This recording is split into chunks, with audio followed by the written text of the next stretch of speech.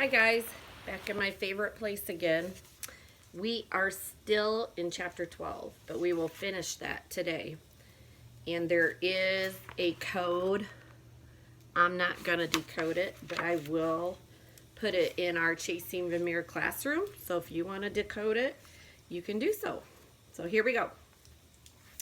Calder got another letter from Tommy that evening. Something else had gone wrong. Something besides Frog's disappearance.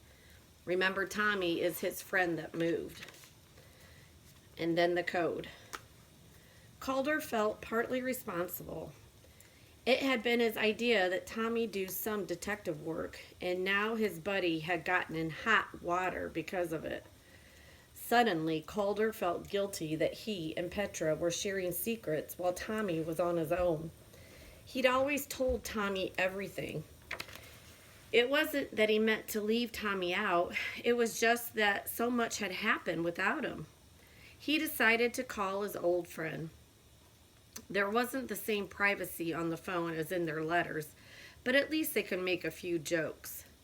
Calder got a recording saying that Tommy's number had been disconnected. A shiver of fear ran down his spine. He dialed Petra's number and told her the news. I can't help remembering Fort's stories about people who vanished into thin air, sometimes from the same area. You don't think this could be anything like that, do you? Petra's voice was subdued. No, but guess what? My dad just left on a business trip and wouldn't tell my mom where he was going. He wasn't mad or anything, but said he couldn't tell her right away. He hasn't been acting like himself at all lately. He kind of disappeared too. Both were silent for a moment. Calder was the first to speak. Got the Vermeer notebook? Of course. Can you add something about our tea with Mrs. Sharp? And maybe even Tommy's letter and the disconnected phone and your dad's mysterious trip? You know, the way writing things down sometimes makes stuff clearer? Good idea. Come over, okay? Before Calder got there, Petra looked at their last entry in the notebook. It said, unknown. Do objects and people repeat because V painted at home? Then she remembered. They'd been wondering if the woman who kept turning up in Vermeer's painting were his family, surrounded by the everyday stuff of their lives. Absent-mindedly, Petra underlined, objects and people repeat. People repeat. Who was the woman in A Lady Writing? Suddenly, it all felt so sad. Not only the theft, but the thought that the woman didn't have a name. Unknown. She was hidden somewhere in the dark, in danger and alone.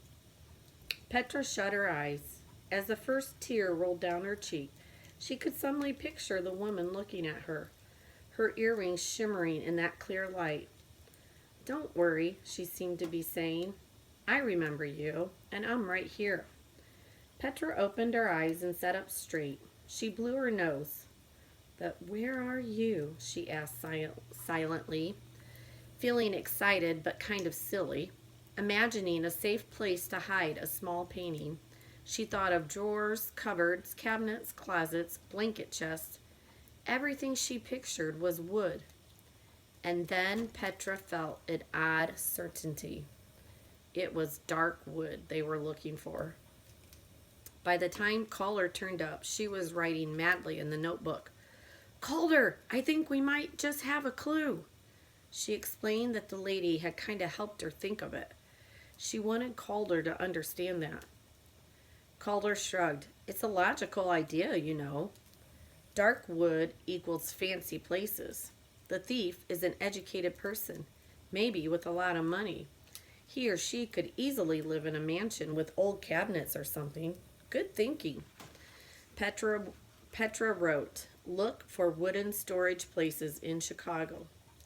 Of course, there was Mrs. Sharp's house, but neither remembered seeing anything that might fit that description in the living room or kitchen.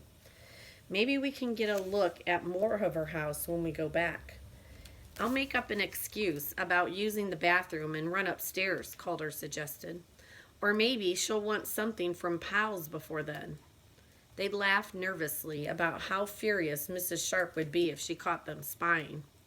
We'd be the next to vanish, you can count on it, Calder added. Both felt better by the time they had a blue one and closed the notebook. There was comfort in making plans. End of chapter 12.